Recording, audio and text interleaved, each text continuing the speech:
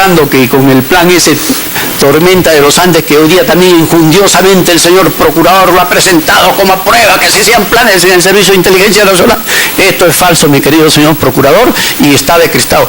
Estos papeles sin firmas que tienen fecha de septiembre del 92, cuando Miguel Guzmán lo captura en el 12 de septiembre, está 30 días en la DICOTE, pasa en octubre, recién a disposición del órgano jurisdiccional militar, internado en la isla San Lorenzo.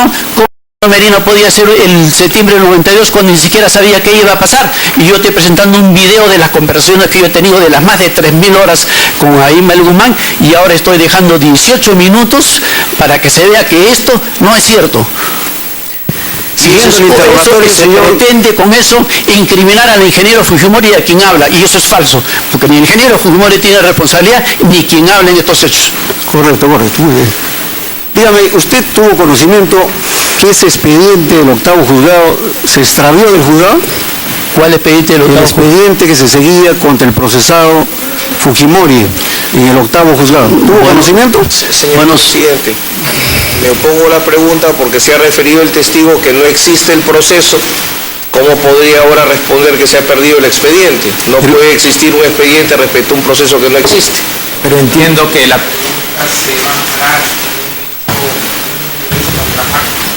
Pero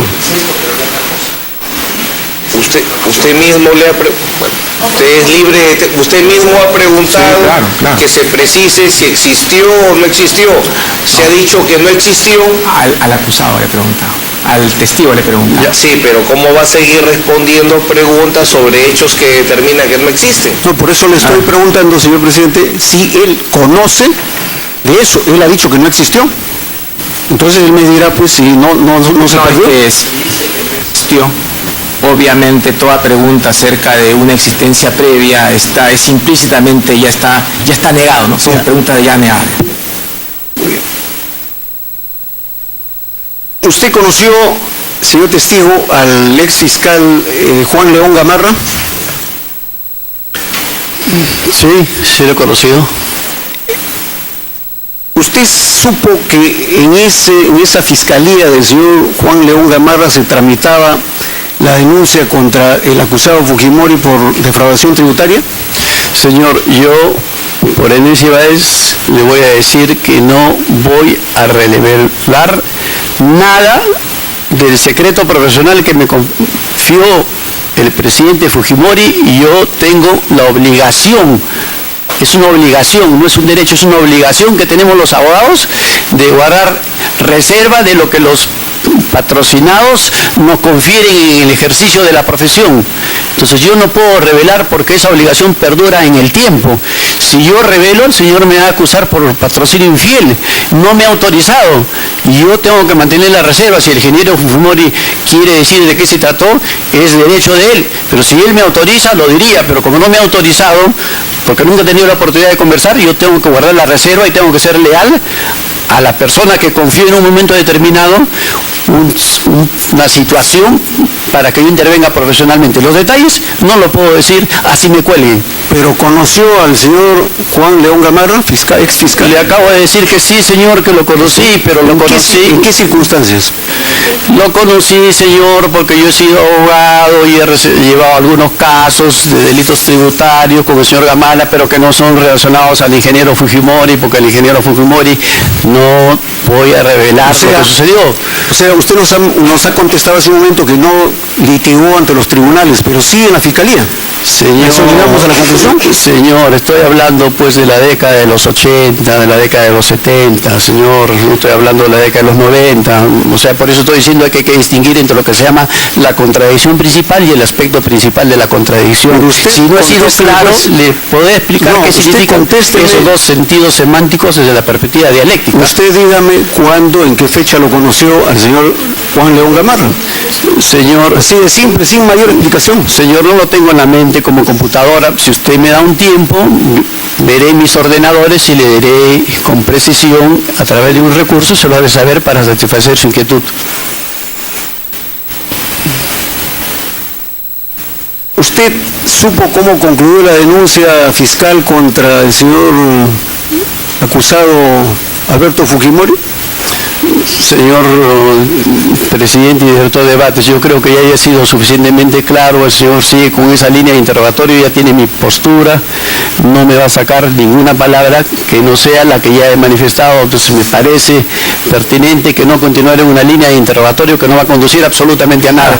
El fiscal tiene el derecho a hacer las preguntas que estime convenientes y el testigo el derecho de fijar su línea de respuestas.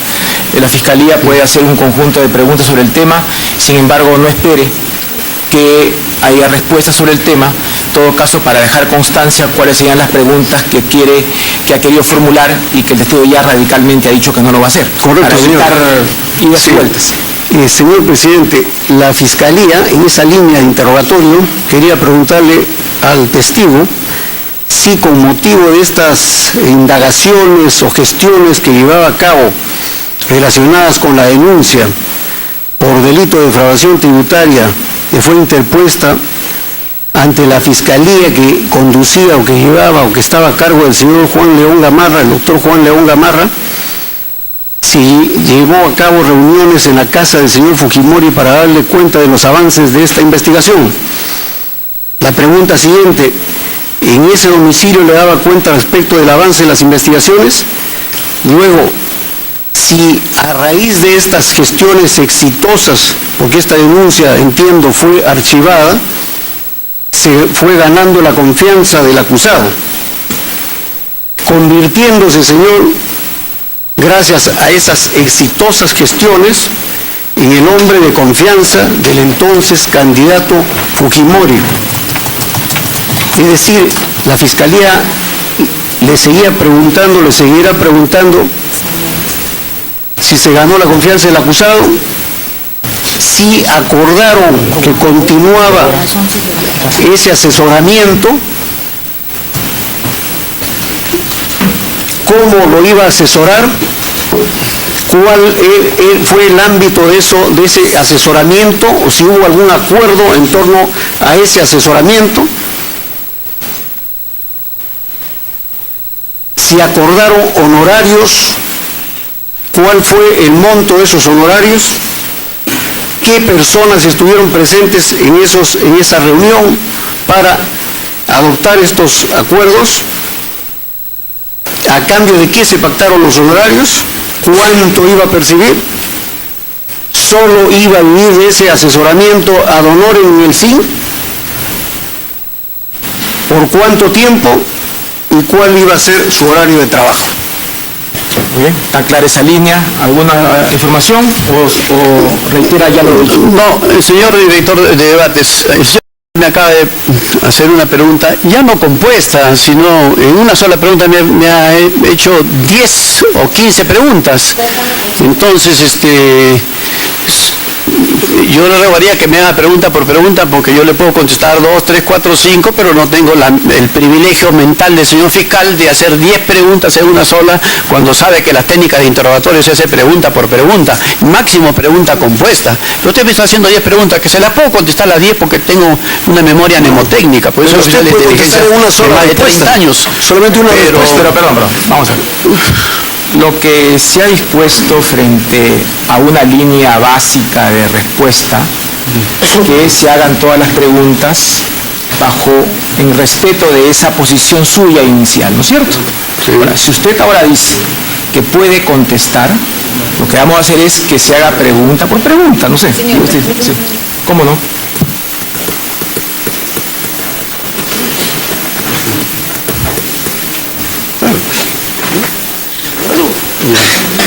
Claro.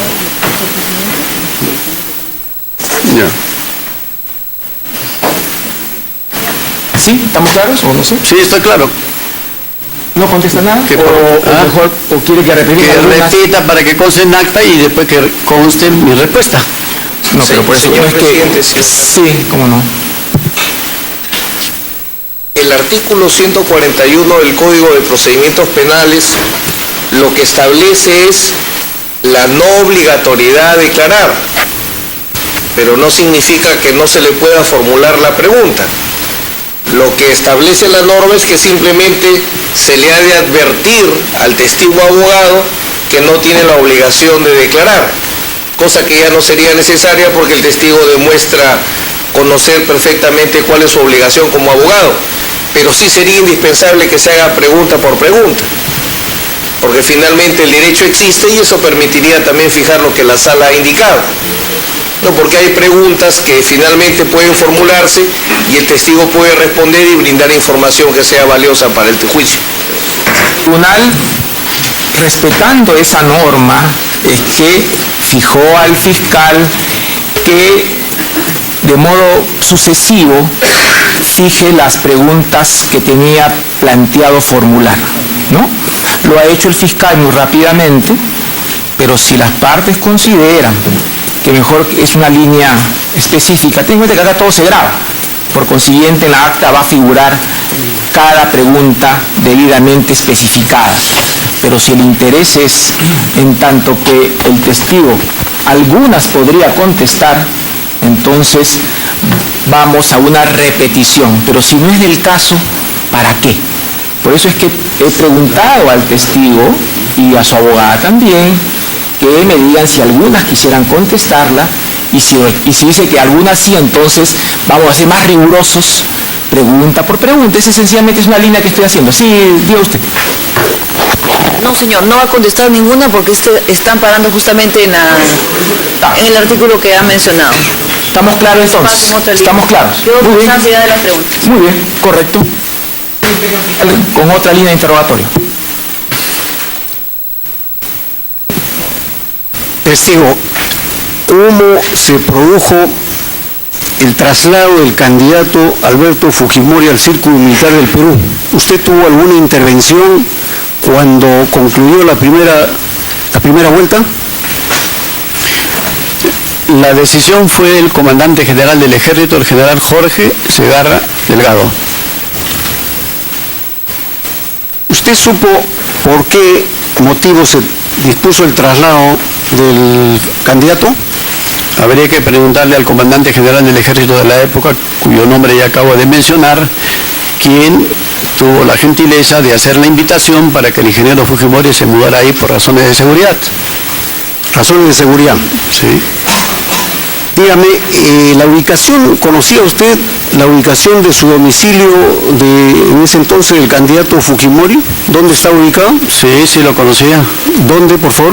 En la calle Pinerolo. Pinerolo, ¿dónde quedaba? ¿En qué urbanización, por favor? Bueno, no recuerdo, creo que Monterrico, pero es la calle Pinerolos, y si mal no recuerdo es el número 141.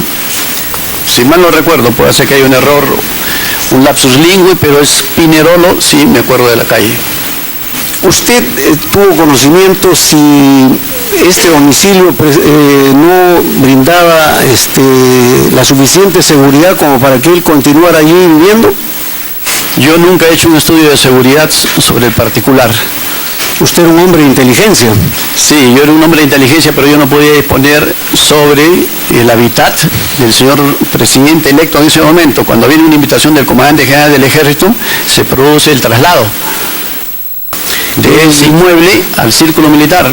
Es una invitación del comandante general del Ejército.